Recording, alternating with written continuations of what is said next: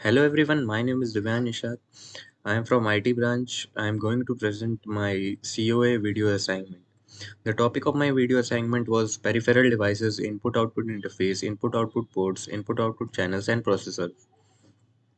If we talk about peripheral devices, an external device connected to an input output module is often referred to as a peripheral device or simply a peripheral.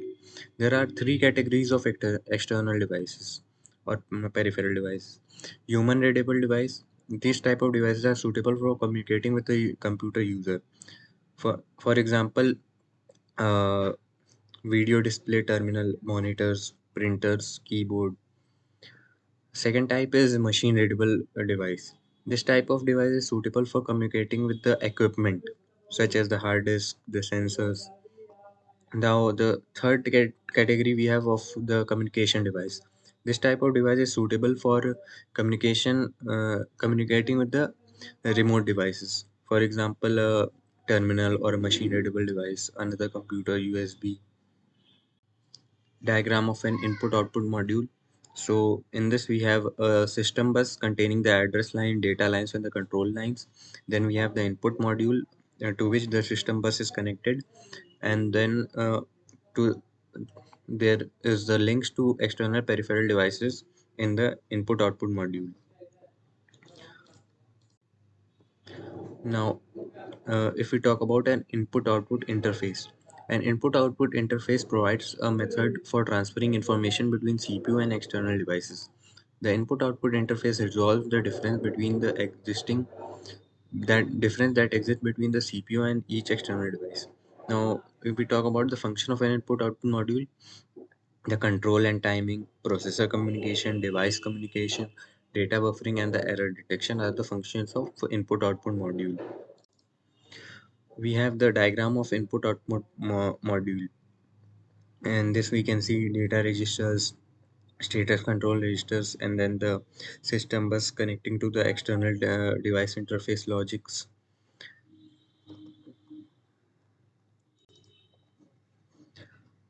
If we talk about input output port, a connection that acts as an interface between the computer and the external devices like mouse, keyboard, printer, modem, etc.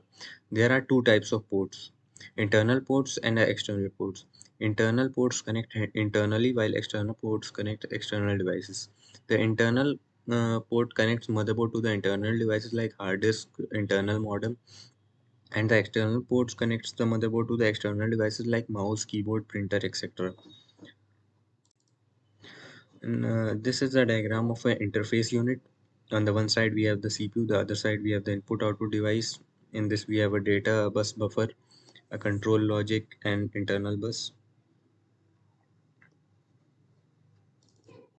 Now if we talk about the types of interface, basically there are two types of interface: a parallel interface and a serial interface. In the parallel interface, there are multiple connections between the input output module and the peripheral devices, and multiple bits can be transmitted over the data bus.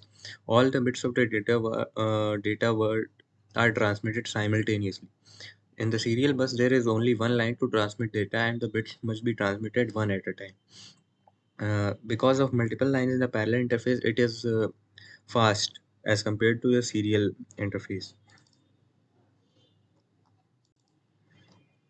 We can see that in the diagram of the parallel interface, we have multiple connection between the peripheral and the input output module, whereas in the serial input output, we have only one.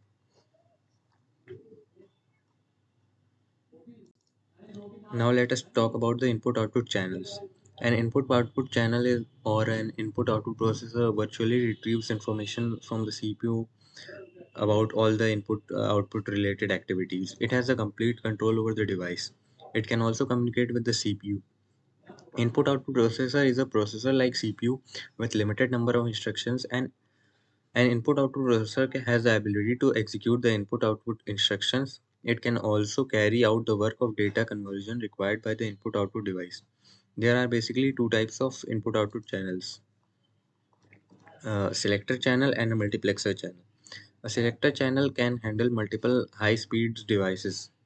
Only device is selected at a time for communication. A selector channel is useful in high speed transfer of data in burst mode. Multiplexer channel can handle input output with a number of devices at the same time. If the device is slow, then byte multiplexing is used. Types of input output channel, we have the diagrams here of the selector channel and the multiplexer channel.